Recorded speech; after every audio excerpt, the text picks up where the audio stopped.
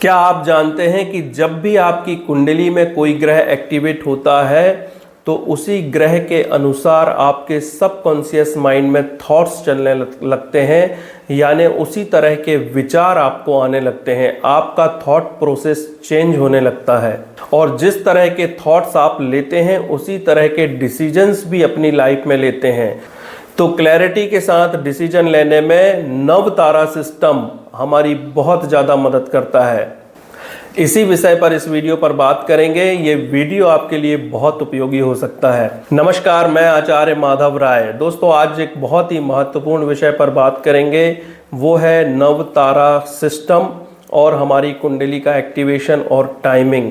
ये सारे विषय हमारे जीवन से जुड़े हुए हैं क्योंकि अक्सर हमें बहुत महत्वपूर्ण डिसीजंस अपनी लाइफ में लेने पड़ते हैं और हमारे डिसीजंस में नव तारा सिस्टम यानी नक्षत्र सिस्टम किस तरह से हेल्प कर सकता है, इस बारे में चर्चा करेंगे।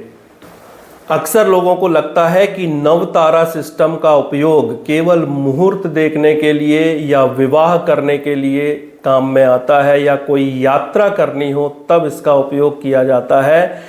लेकिन दोस्तों, ये केवल बुकिश नॉलेज है, यानी किताबी नॉलेज है कि नवतारा सिस्टम केवल मुहूर्त देखने, विवाह करने या यात्रा आदि करने में काम आता है।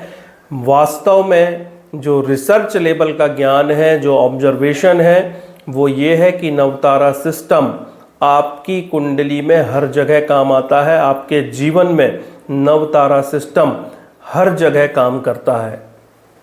ज्योतिष में ग्रह और नक्षत्रों की वीकनेस या स्ट्रॉन्गनेस बेनिफिक है या मेलेफिक है, ये जानने के लिए बहुत सारे सूत्र लगाए जाते हैं। उसमें एक बहुत पावरफुल सूत्र नव तारा सिस्टम है। नव तारा सिस्टम एक ऐसा टूल है जो हमें ये जानने में मदद करता है कि वास्तव में कोई ग्रह हमारे जीवन में हमारे लिए किस तरह से इफेक्ट करेगा, वो हमारे लिए मेलेफिक होगा या वो हमारे लिए बेनिफिक होगा।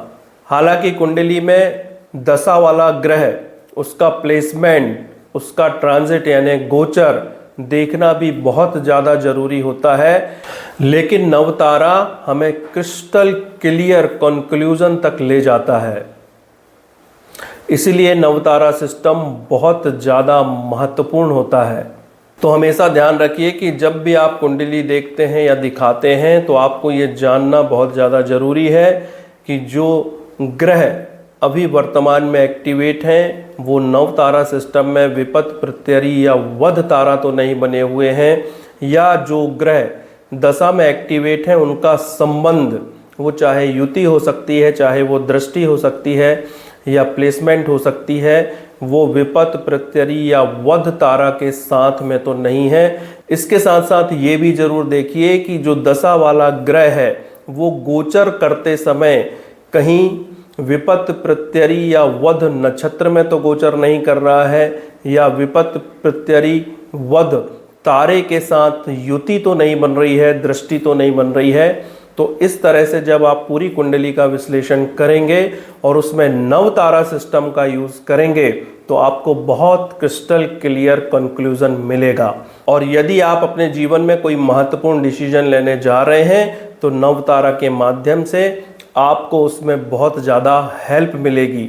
आप एक अच्छी स्ट्रैटेजी बना सकते हैं। सबसे अच्छी स्ट्रैटेजी तो ये होगी कि उस महत्वपूर्ण निर्णय को यदि आप टाल सके तो टालें, या फिर यदि वो निर्णय लेना बहुत ज़्यादा ज़रूरी है तो कुंडली का अच्छी तरह से विश्लेषण करवाइए, उसकी कुछ सावधानी रखिए, उपाय करिए, फिर उस डिसीज़न को लीजिए ताकि उस डिसीज़न को लेने के बाद में आपको पछतावा ना हो, किसी तरह का लॉस आपको ना हो।